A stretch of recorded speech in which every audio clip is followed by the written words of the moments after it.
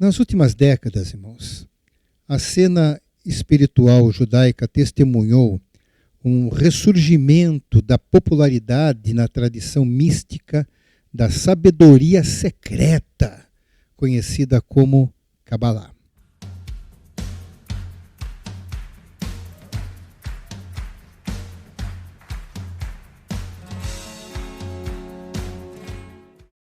Shalom, meus irmãos. Bem-vindos a mais um momento em que nós vamos estudar a Torá. Nós sempre temos assuntos que julgamos ser muito importantes e nos últimos dias me foi dada uma sugestão de tratar de um assunto que, no contexto judaico-messiânico, tem uma relevância relativa, porque temos observado que, de alguma maneira, isso tem influenciado alguns formadores de opinião e até mesmo algumas pessoas que acabam se deixando envolver por isto. Então nós vamos fazer um estudo sobre a Cabalá. Bem, vamos ver alguns aspectos, irmãos. Eu percebi que quando apenas a verdade encontrada em Yeshua, ela está profundamente gravada no coração e na alma daquele que experimentou o que é a salvação de Yeshua, outros sistemas de crenças não afetam o que para você é algo real. O texto que podemos nos justificar aqui está em Hebreus 4:12, que diz assim: porque a palavra de Deus é viva e eficaz, e mais penetrante do que qualquer espada de 2 gumes, e penetra até a divisão da alma e do espírito e das juntas e medulas, e é apta para discernir os pensamentos e intenções do coração. A palavra de Deus, quando ela realmente penetra em uma vida, fica marcado definitivamente, fica definido muito aquilo que a pessoa é. Então, ela até pode se dar ao luxo de conhecer alguns princípios religiosos.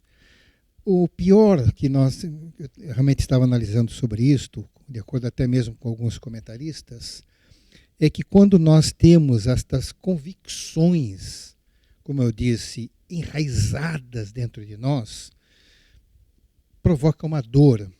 Quando que você vê, dá um nó, quando você observa algumas pessoas que aos nossos olhos, de amigos, estranhos, ou pode ser até mesmo estranhos, que demonstram estar muito longe de entender a verdade.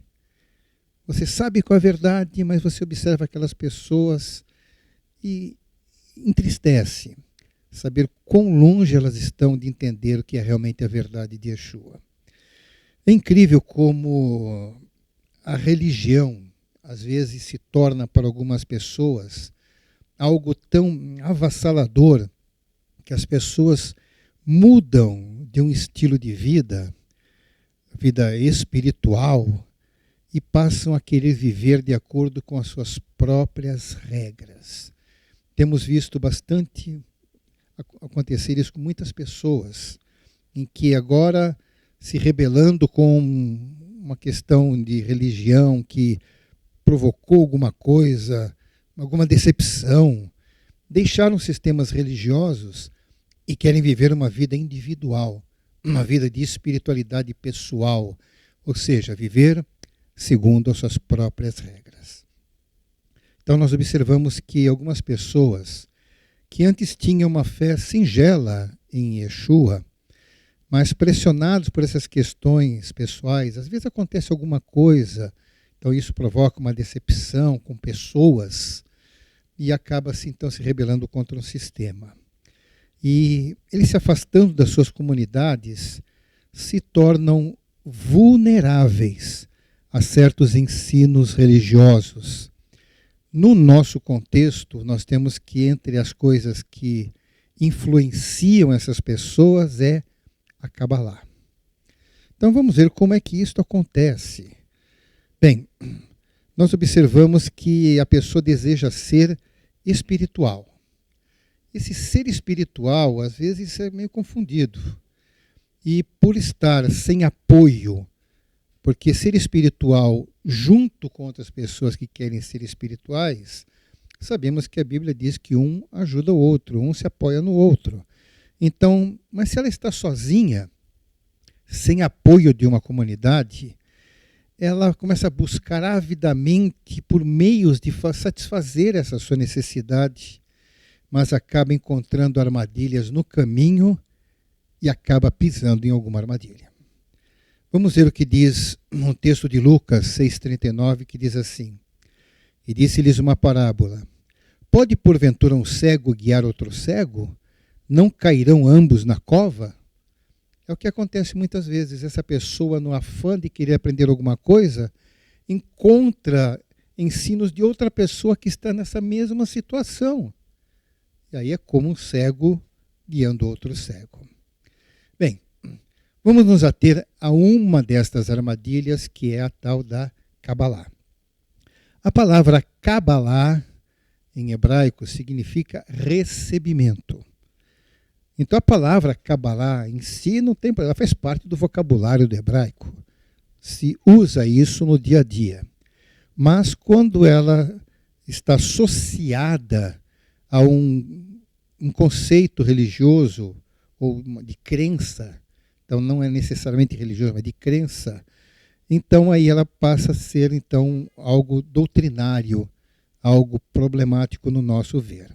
Então a Cabalá é um sistema de crenças que é visto como bastante atrativo pelo seu viés místico. Muitas pessoas são atraídas para isto, inclusive pessoas famosas. Sabemos que artistas, pessoas influentes e outros que nós acabamos conhecendo do nosso meio mesmo e acabam realmente sendo atraídas pelo aspecto místico da Cabalá.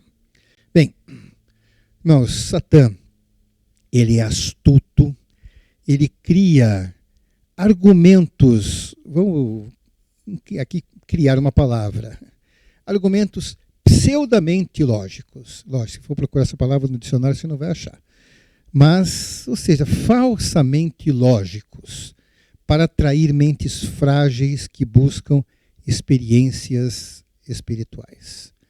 Então, irmãos, vamos tomar cuidado que aquilo que parece que é lógico, parece que é muito sábio, às vezes tem algo atrás disso que é uma armadilha terrível.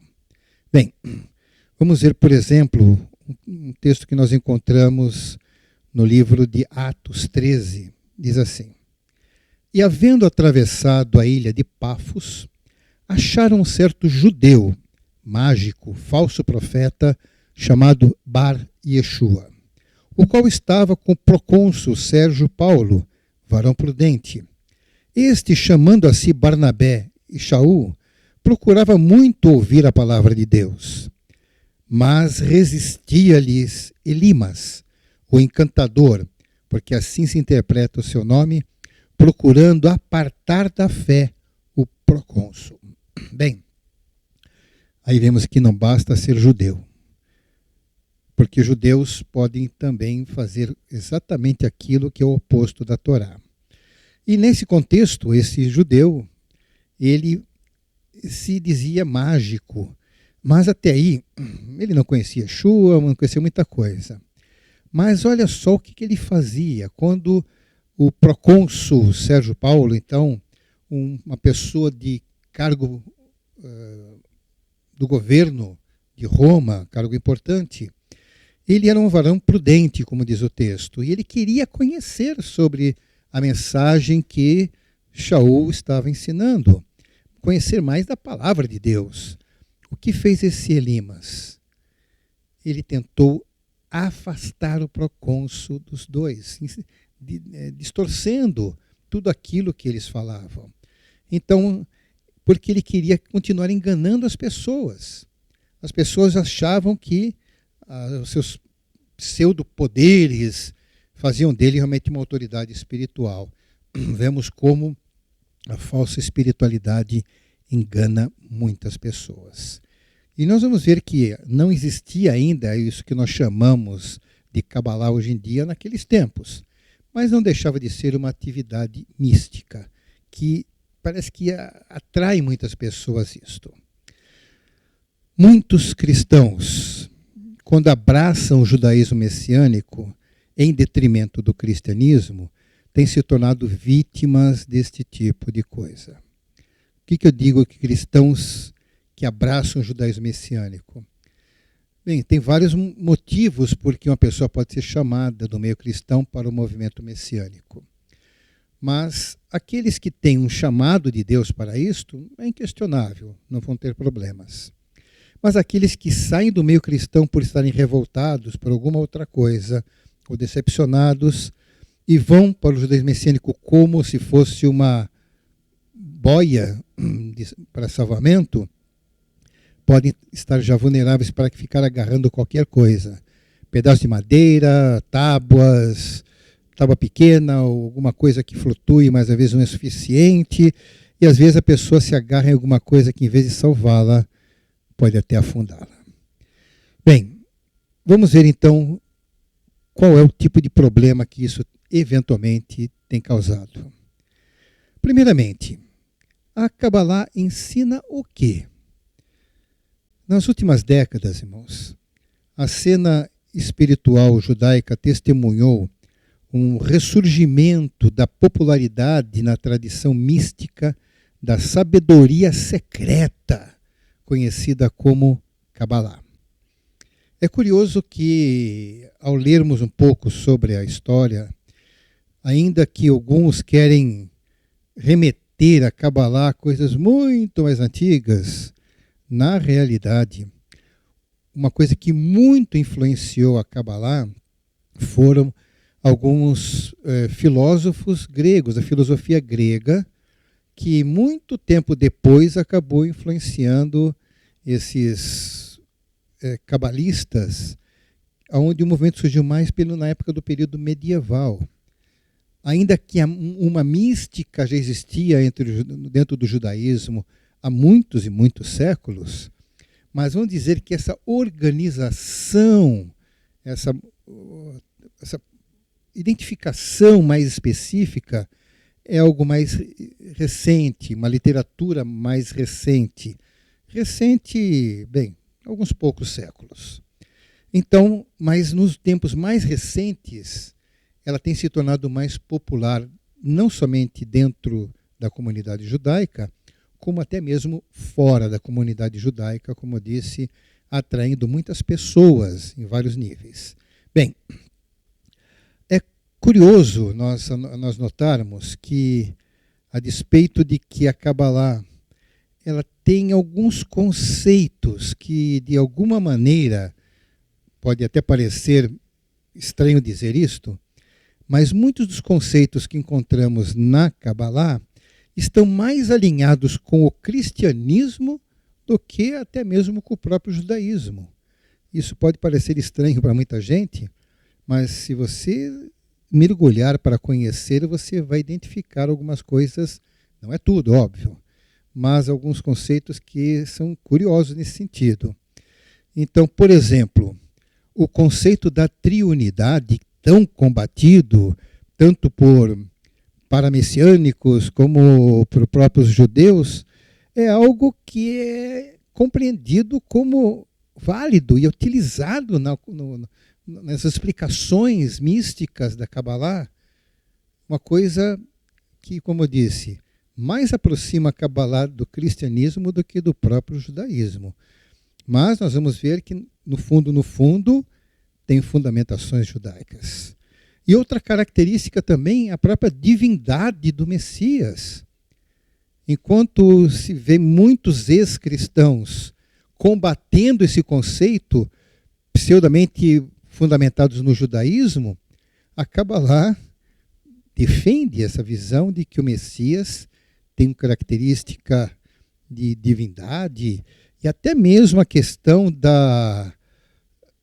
o que nós chamamos do conceito da justificação através do Messias, ou seja, ele pagar em nosso lugar. Então, aquilo que nós falamos que Yeshua é o nosso corban, nossa oferta para a justificação, em que o chamado conceito judaico diz que ninguém pode justificar outro, não há esse conceito de oferta. na Kabbalah eles defendem, sim, existe essa possibilidade. Bem, então nós vamos ver que, como eu disse, não é por causa disso que termos alguns conceitos que realmente estão na fundamentação da doutrina judaica messiânica, não significa que ela também não entre em conflito com a própria Torá. Muita coisa que encontramos na Kabbalah, ela entra em choque com a Torá também. Então, ao mesmo tempo que ela entra em conflito aparentemente com o judaísmo e parece que se alinha com o cristianismo, em outros aspectos ela é frontalmente agressiva aos conceitos da Torá. Então, vamos tomar então muito cuidado com isto. A Kabbalah, ela é um conjunto de ensinamentos, normalmente sendo referidos como esotéricos. O que significa uma coisa esotérica? Bem, poderíamos procurar essa palavra das raízes do grego, origens de utilização, mas quando alguém fala em uma coisa esotérica, se associa principalmente como sendo uma ciência, doutrina ou prática fundamentada em conhecimentos de ordem sobrenatural. Sem dúvida, a Kabbalah ela é muito voltada para o aspecto sobrenatural. E vamos ver que, às vezes, ela vai bem além do que a gente possa imaginar que uma literatura judaica possa ir em termos do sobrenatural. Então, esses assuntos, esses ensinamentos, são feitos para explicar a relação entre o imutável, eterno e misterioso Ein Sof. Em hebraico, Ein Sof significa sem limites. Bom, o conceito de Deus sobre o que eles podem conhecer dele é bastante confuso. É lógico que esse nosso estudo nós vamos dar apenas linhas bem superficiais do que é realmente a Kabbalah, porque se um dedicado estudioso da Kabbalah ele é considerado que considera-se ele realmente conhecedor quando ele estuda por 30 anos, então leva décadas estudando. E outra coisa, levando em conta que ele tem uma vida dedicada para isto. Não se pode imaginar que uma pessoa apenas no seu tempo livre, estudando um pouquinho, vai conseguir realmente conhecer o que é a Kabbalah. Então, obviamente, eu não vou entrar em detalhes, porque se tornaria alguma coisa extremamente tedioso, muito cansativo, e eu também não vou perder tempo em me aprofundar tanto nessa literatura, visto que eu sei que ela é mais perniciosa do que seria útil para mim. Então, essas características, a partir do pensamento filosófico do Ein Sof a respeito de Deus, bem, eles com certeza eles viajam longe no pensamento filosófico. Eles se baseiam em Aristóteles e muitos pensamentos de filósofos gregos e muitas coisas que eles são muito alinhados mesmo, ou seja, a influência da filosofia grega afeta diretamente a Kabbalah. Então é o grego influenciando o hebraico. É uma coisa realmente que pode até soar meio estranho, mas é realidade. Então nós vamos ver que eles se aprofundam num nível que realmente só pessoas que estão além de ser iniciadas é que vão tentar alinhar e tentar entender as linhas de pensamento, e sem considerar que entre os próprios estudantes da Kabbalah, cada um puxa entendimento de um lado, outro puxa do outro, depende de época, antes do Zohar, depois do Zohar, e é uma coisa bastante complexa. Eu acredito que você não vai se interessar em conhecer todas estas coisas.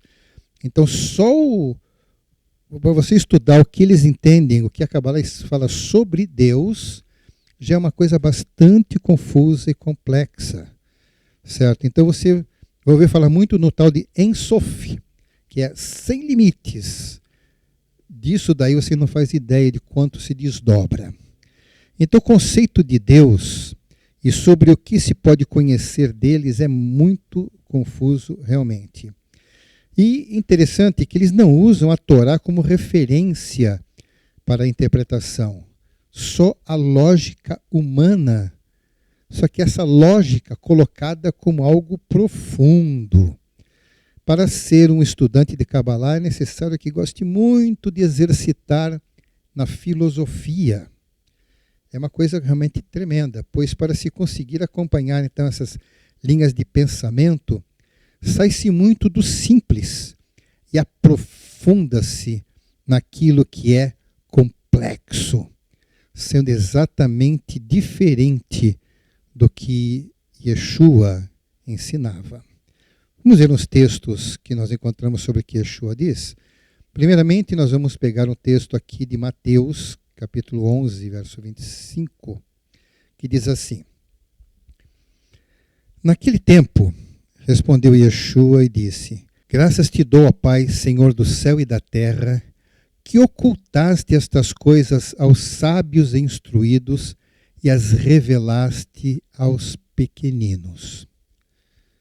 Esse verso parece que tem gente que não leu, não faz questão de lembrar que já leu, ou então não quer saber dele, porque ele fala muita verdade.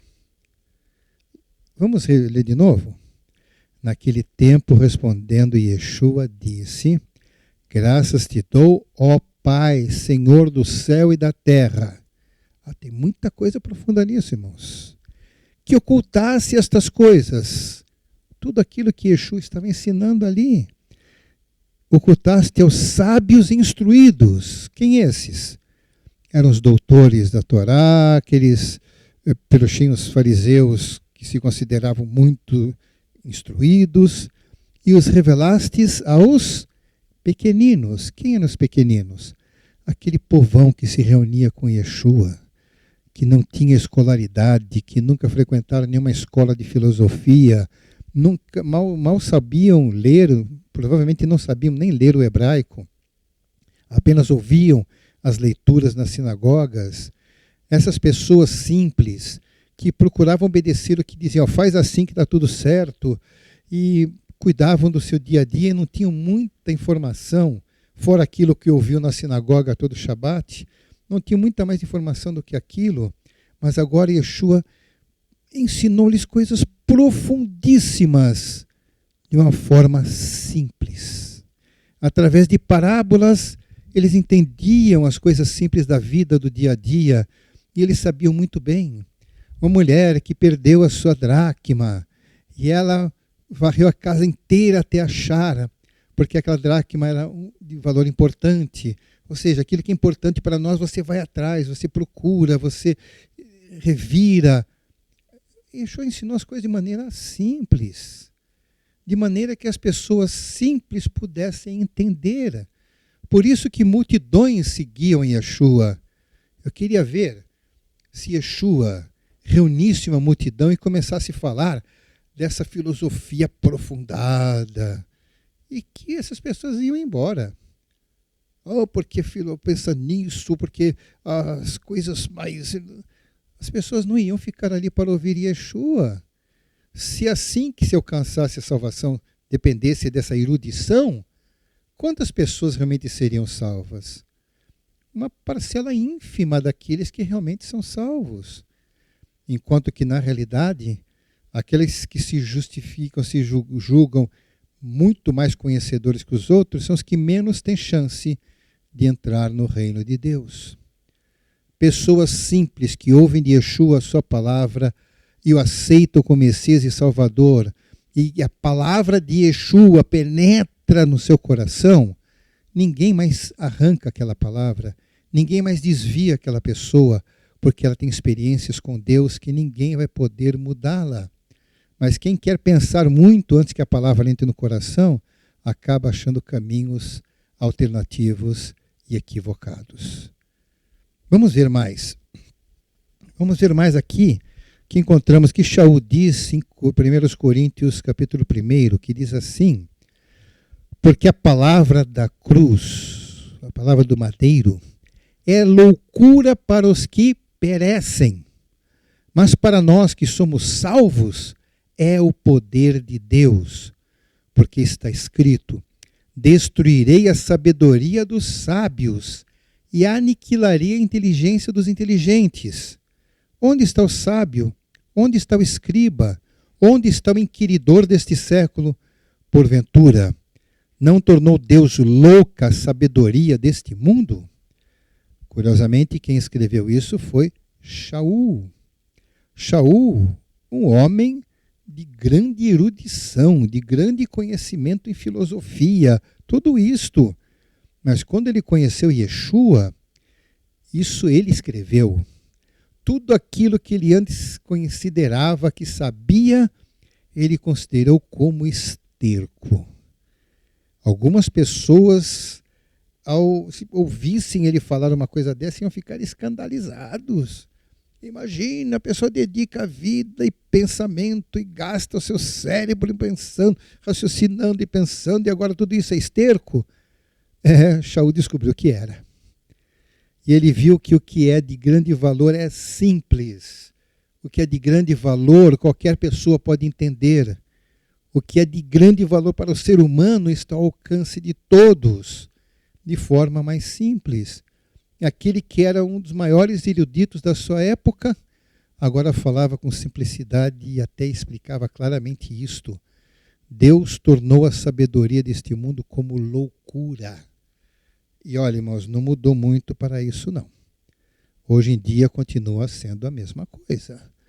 Então, obviamente a maioria das pessoas que dizem seguir ou usam elementos da Kabbalah, essas pessoas que hoje dizem que seguem, não se dedicam a estudar profundamente a essência dos escritos cabalísticos. Duvido. É impossível isto. É muito complexo. Essas pessoas nunca pegaram o texto, nem que fosse traduzido. Não estou nem dizendo que vai pegar o texto original no hebraico dos escritos que são de alto nível de escrita. Não, é isso que eles vão fazer mesmo, irmãos. Nem que fosse traduzido para o português.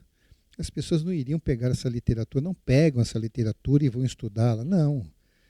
Elas vão atrás do que algumas pessoas dizem que é. Simplificadamente, sabe o que elas querem? Eles querem a parte prática das coisas. Então, elas querem fazer uso dos elementos mais práticos dela.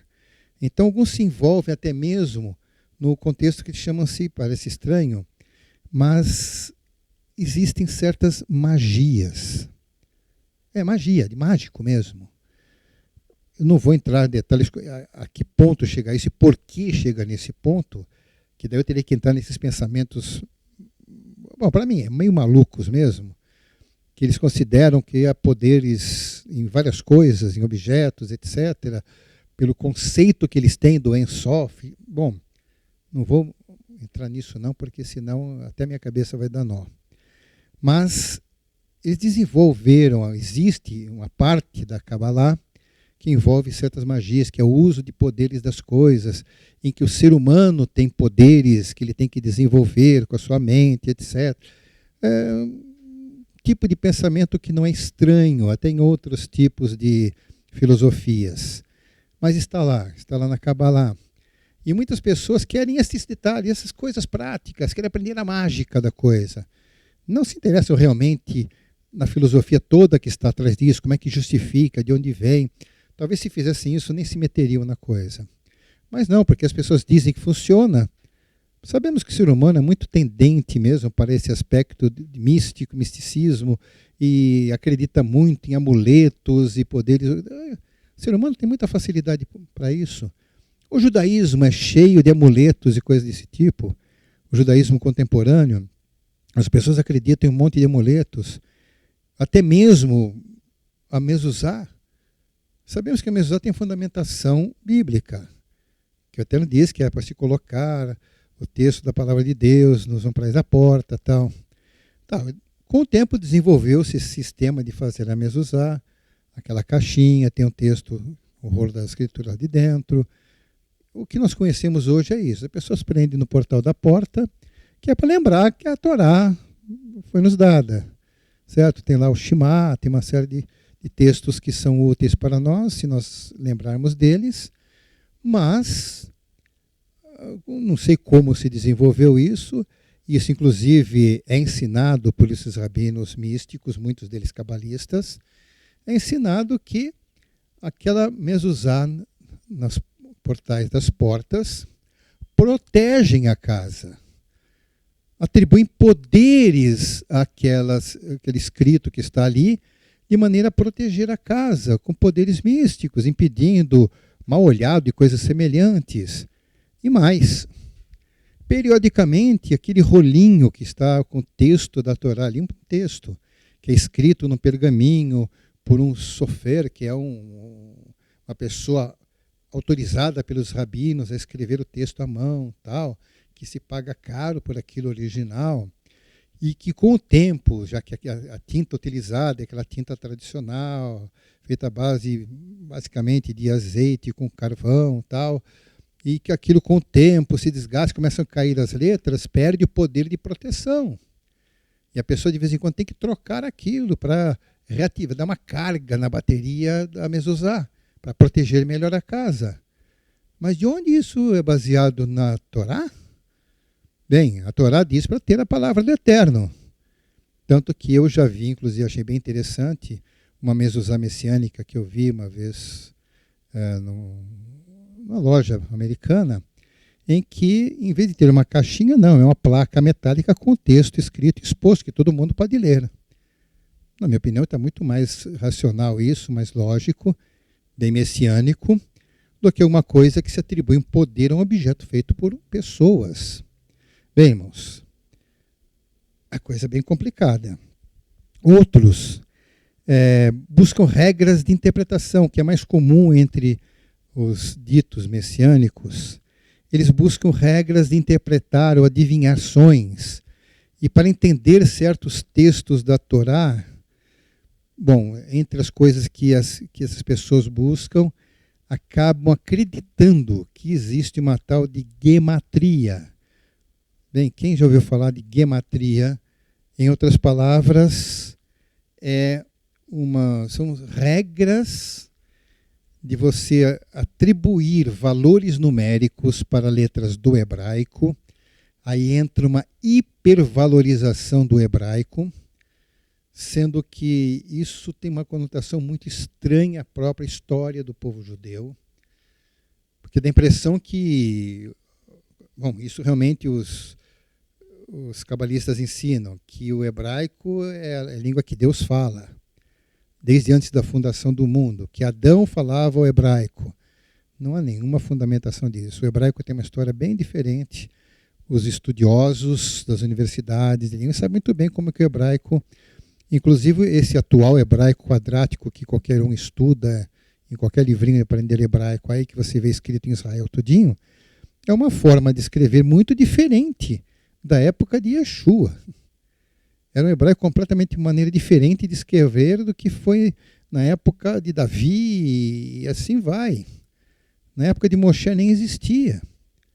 Então essa forma de escrever hebraico, chamado quadrático, eles hoje colocam um monte de coisas, e como se isso fosse eterno, vem de Deus. Tudo bem. No hebraico, como em algumas outras línguas antigas também, as letras podem ser letras ou números. Quem estuda hebraico vai aprender a utilizar letras como números também.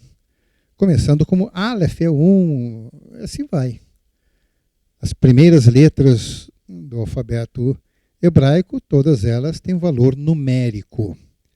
Certo? Esse valor numérico, aí eles criaram regras de fazer somatório, multiplicação, e, bem, suma a palavra, essas letras valem tanto, e começam a atribuir esses valores numéricos, fazendo contas, e em função disto, começam a interpretar algumas palavras, fazem uma exegese, que não tem nada a ver com exegese, na verdade, que é a interpretação das palavras em si, diferente de hermenêutica, que estuda os textos, o sentido das frases. A exegese pega também a palavra em si, certo? Então, vai além disso, porque simplesmente atribui-se o valor de número. Então, cada letra é um número. Se você colocar todas elas é tanto, ou se somar tudo dá tanto, e se soma um conforme com o outro dá outra palavra. E através disso criam regras de interpretação que levaram muitas pessoas a acreditar nisto. E olha, irmãos, não tem nada de fundamentação da Torá nisto. Não tem nada de Torá. A gematria é alguma coisa que vem da Cabalá. A Torá jamais deu qualquer valor a isto. Alguém alguma vez leu nas Escrituras que as letras do hebraico têm algum valor, em algum poder? Inclusive, pelo ensino que nós encontramos dos cabalistas, as letras em si do hebraico, já que eles atribuem que essa língua vem desde antes da criação do mundo, cada letra tem poder em si. Por isso que certas palavras no hebraico têm poder de mudar a vida das pessoas, em outras palavras. Ou seja, que essas palavras, quando faladas, elas influem no universo.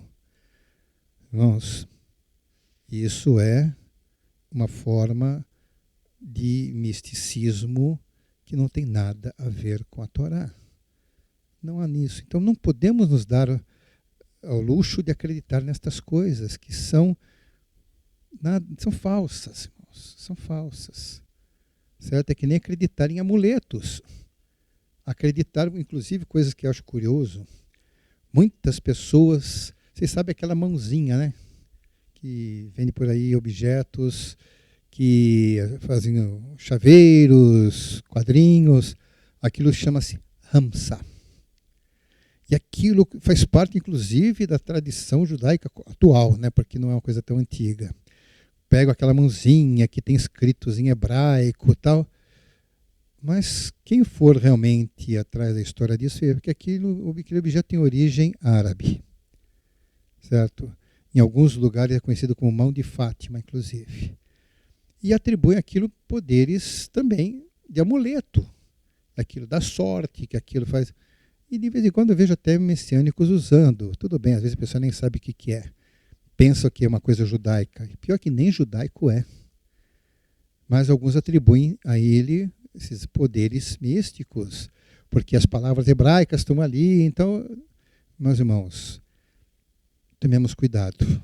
Tomemos cuidado porque essa hipervalorização do hebraico tem umas conotações meio complexas, problemáticas, que não fazem parte do judaísmo messiânico.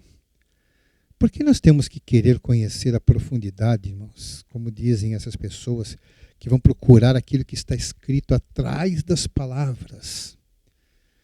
As pessoas querem mergulhar fundo, quando às vezes não sabem nem nadar na superfície. Quem já aprendeu a nadar sabe muito bem que não é simplesmente caindo dentro d'água que se aprende a nadar.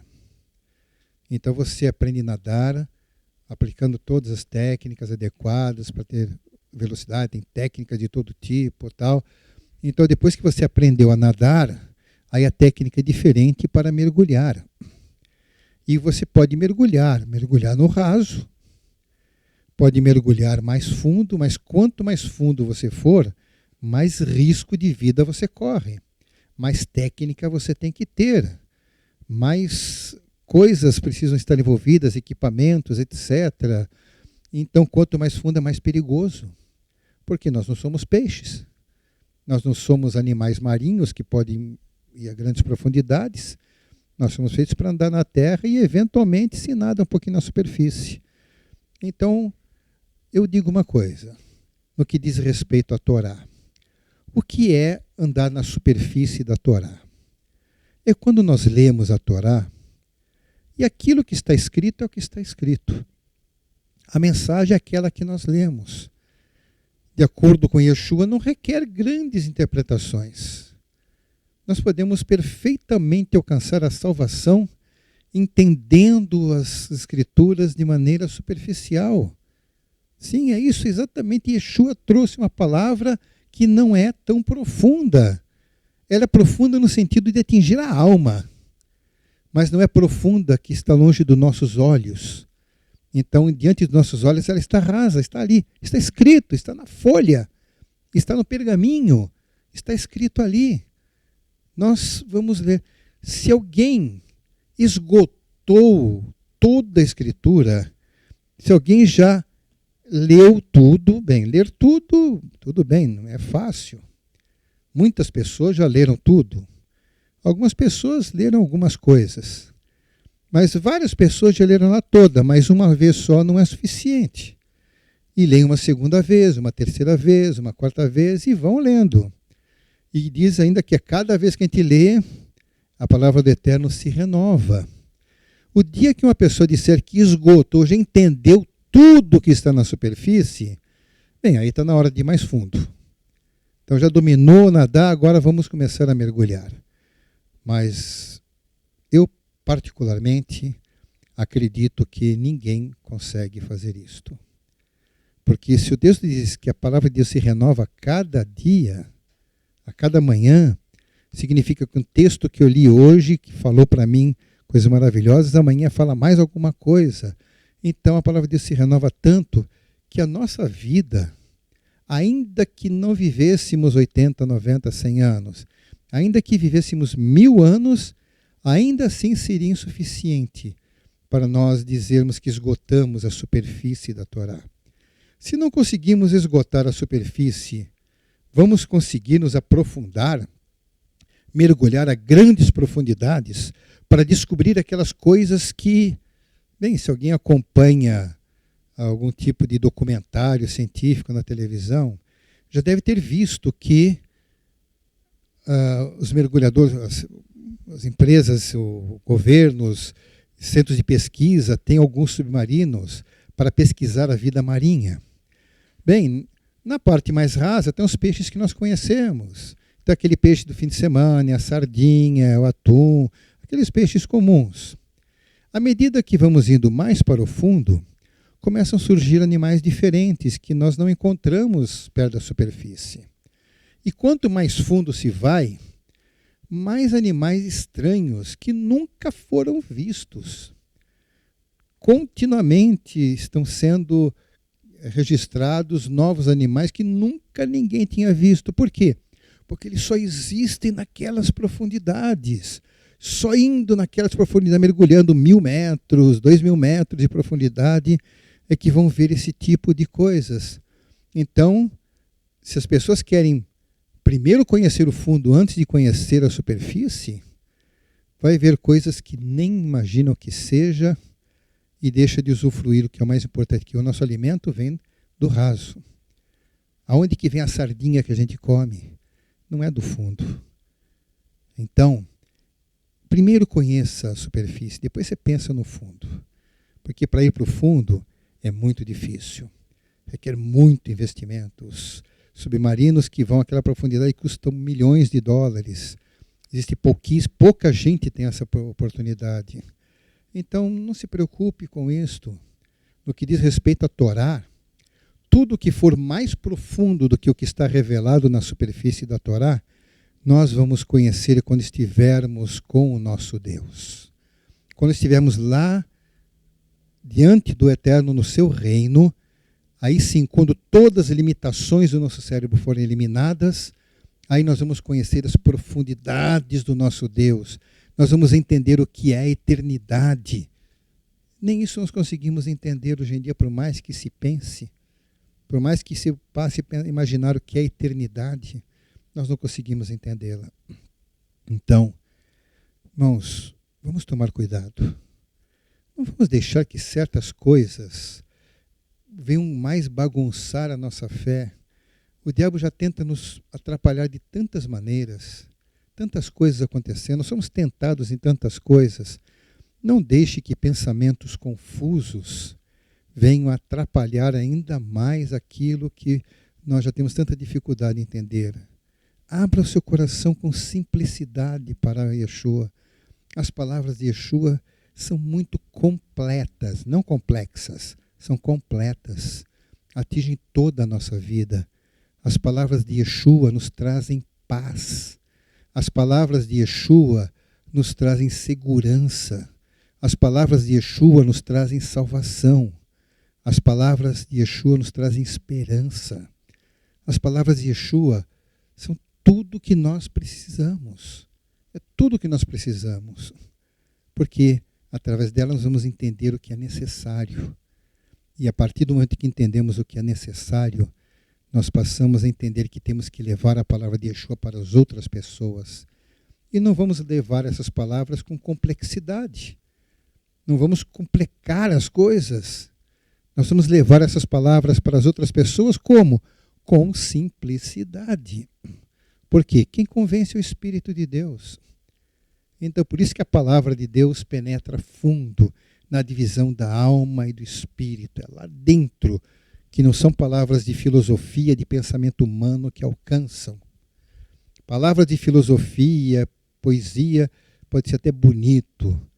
Palavras de filosofia mostram uma pessoa que é intelectual.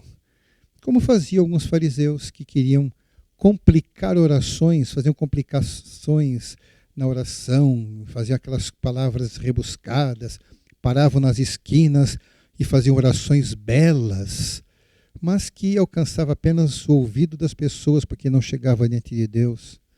É preferível uma oração simples, sem nada de rebuscado, mas com a palavra que você expressa aquilo que você quer falar a Deus e Deus vai te ouvir.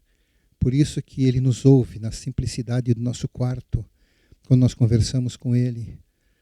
Se uma pessoa começar a conversar com você com palavras difíceis, que nem você tem que procurar um dicionário para entender, fica uma conversa chata. Bem, irmãos, não se envolvam com a Kabbalah. Ela não vai trazer nenhum benefício para você. E se você ver alguém sendo iludido, tente alertá-lo.